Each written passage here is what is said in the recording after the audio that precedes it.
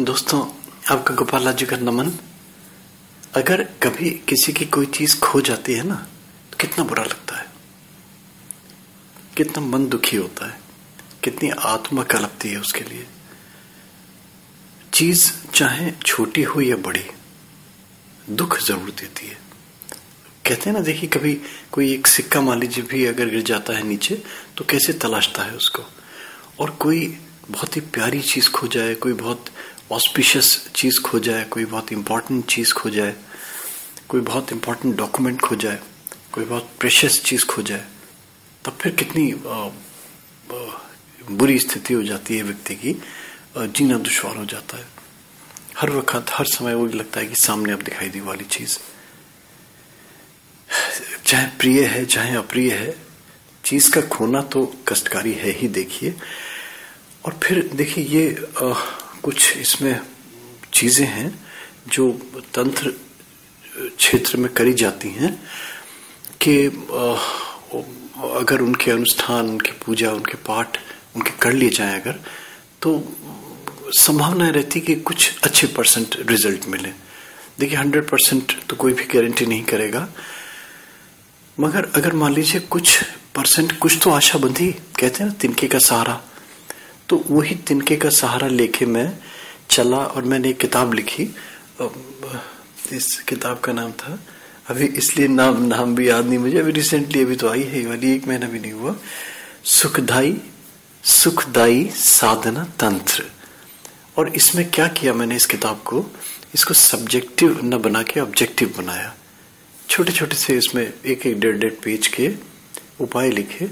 अनुष्ठान, उपाय नहीं बोलूंगा, उपाय तो बहुत एक छोटा सा शब्द हो गया। अनुष्ठान जिसको बोले, तो वो अनुष्ठान प्रक्रिया में एक मैंने जो दिया ये खोए पाए का, इसके मैं सोचता हूँ कि इसके रिजल्ट्स मुझे अच्छे मिले, तो मैं सोचता हूँ कि लोगों का भला हो इससे, कहीं किसी का भला हो, तो यही मेरा उद्देश्य है, यही मेरा मोटिव है। देखिए, पहले तो देखिए कि ये चीज कहाँ से खोई। घर से खोई है या कहीं बाहर से खोई है, किसी नोन प्लेस से खोई है, कहीं अननोन प्लेस में खो गई, कहीं ट्रेवलिंग में खो गई, कहीं फ्लाइट में है, बहुत फॉर डिस्टेंस पे कहीं खोई हुई चीज है। तो फिर वो निर्भर करता है कि उसके लिए कैसे क्या किया जाए। और फिर सेकेंडली एस्ट्रोलॉजिकली भी एनालाइज किया जाता है कि किस तिथि में खोई है, किस नक्षत्र में खोई है, नक्षत्र के किस चरण में खोई है। तो फिर उसके अनुसार उनकी संभावनाएं देखी जाती हैं कि कितने प्रतिशत संभावना है उस चीज के मिलने की। इसमें एस्ट्रोलॉजी में मिलता है बहुत, प्रश्न कुंडली में मिलता है, ये वाला प्रश्न कुंडली से निकाला जाता है। तो अगर वो भी देखा जाता है कि संभावना, तो उसकी प्रोबेबिलिटी कितने परसेंट है मिलने की। मान लीजिए 0% है, तो फिर एफर्ट्स करने बेकार हैं। और अगर मान लीजिए कुछ उसकी पॉसिबिलिटी है, कुछ उसकी प्रोबेबिलिटी बढ़ती है, मिलती है कि मिल जाएगी, तो फिर ये प्रयास करें। और मैं तो ये कहूंगा कि अगर संभावनाएं एस्ट्रोलॉजिकली नक्षत्र वाइज ना भी हो, तो भी प्रयास करें। क्या बुराई है प्रयास करने में। देखिए, कुछ चीजें इसमें चाहिए हैं। एक तो वो कि वो संभावित स्थान अगर है, नोन है, तो वहां की एक चुटकी मिट्टी। और अगर मान लीजिए वो नहीं है, अननोन है, लोग कहते हैं पता ही नहीं कहाँ खो गई, यहाँ खोई है, ये कहीं बाहर शहर में खोई है, ये कहीं डिस्टेंट प्लेस पे खोई है, ये किस दिन खोई है। तो जहां ऐसी संभावना है, तो फिर कोई भी सिद्ध मंदिर, और कोई भी अगर मान लीजिए भैरव जी का मंदिर मिल जाता है, तो भैरव जी के मंदिर की कहीं भी परिसर की एक चुटकी मिट्टी ये ले लीजिए, सरलता से मिल जाएगी, इसमें कहीं कोई कठिनाई नहीं आएगी। भैरव जी के चरणों का कालिक, थोड़ी सी उनकी जो स्याही होती है भैरव जी के मंदिर में, जो उनके जिनसे रंगा जाता है, उसकी एक चुटकी, और भोजपत्र का एक टुकड़ा 2 इंच बाई 2 इंच का हो, 3 इंच बाई 3 इंच का हो, स्क्वायर टुकड़ा हो कोई, और मोर का पंख। ये चीजें आपको जमा करनी है। और अगर मान लीजिए मोर का पंख नहीं मिलता है, तो फिर चमेली की कलम। अगर चमेली की कलम भी नहीं मिलती है, तो फिर अनार की कलम। इनमें से जो भी मिल जाए, कलम मीन्स वो बना के भोजपत्र पे जो लिखना है। किसी भी समय कोई इसका बंधन नहीं है। अच्छा हो जितने लेट आवर्स में करें।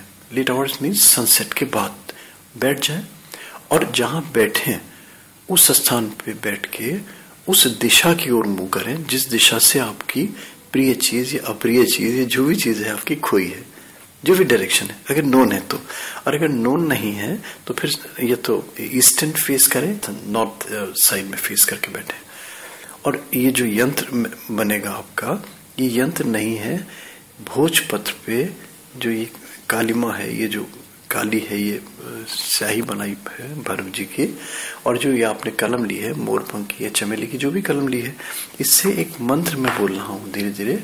ये मंत्र अंकित करना है भोजपत्र पे बहुत धीरे धीरे। और जब ये सारी क्रिया करें आप, मिट्टी लाना, स्याही लाना, लिखना, इसमें सतत मंत्र एक है, जप मंत्र है ये, इसको निरंतर जपते रहें आप।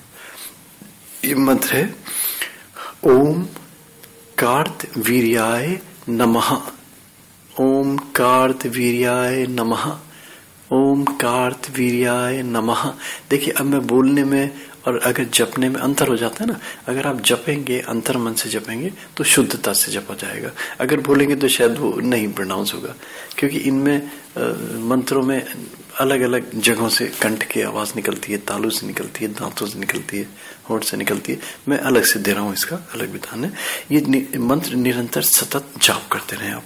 और जो मंत्र लिखना है भोजपत्र पे, इसको मैं फुटर में भी दे देता हूँ ताकि गलती ना हो, और ये आप लिख लीजिए भोजपत्र पे। ये मंत्र है कार्त वीर्यार्जुनो नाम राजा बाहु सहस्त्रवान तेन स्मरण मात्रेण मतम नष्टम च लभयेत। मैं फिर से बोल देता हूं। कार्त वीर्यार्जुनो नाम राजा बाहु सहस्त्रवान, सहस्त्रवान बाण नहीं है, सहस्त्रवान तेन स्मरण मात्रेण मतम नष्टम च लभेत। ये मंत्र जप के और जो स्थान जहां से खोया है वहां जाइए, और वहां जाके उसको जो वहां पे धरती पे कहीं भी जो भी स्थान है वो दबा दीजिए। और दबाना ऐसा है कि जो यंत्र है उसका फेस डाउनवर्ड्स हो, नीचे की तरफ हो, और मिट्टी से पाट दीजिए उसको ताकि कोई देखे नहीं, कोई निकाले नहीं। और उसके ऊपर 2 लौंग और 2 कपूर जला दीजिए जहां पे जलाएं। ये तो वो हुआ जब आपको स्थान नोन है। और अगर जो नोन स्थान नहीं है तो फिर भैरव जी के मंत्र में जाएं और ध्यान करें अपने वस्तु का, रो के गिड़गिड़ा के ध्यान करके, प्रभु से प्रार्थना करके कि हे भगवान, मेरी ये चीज बड़ी प्रिय थी और मुझे इससे बहुत नुकसान हो रहा है, मुझे प्रभु ये वापस लौटा दे, मुझे इसकी जानकारी दे दे कि कहाँ है ये।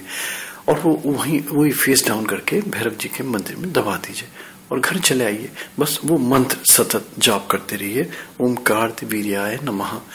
और आप देखिए कि किसी न किसी रूप में कोई कहीं से खबर आ जाए, या कोई सपने में दिखाई दे जाए, या आपको आभास हो जाए, या आपको याद आ जाए कि मैंने यहाँ दबाया था, और या फिर वो मिल जाए अचानक आपको, अकस्मात आपको। तो दोस्तों बहुत सरल सा प्रयोग है, बहुत सरल सा उपाय, बहुत सरल सा अनुष्ठान, इसको करिए दोस्तों। थैंक्स दोस्तों। और अच्छा लगे मेरे दोस्तों, मेरे प्यारे दोस्तों, तो प्लीज YouTube में सब्सक्राइब कीजिए, लाइक कीजिए।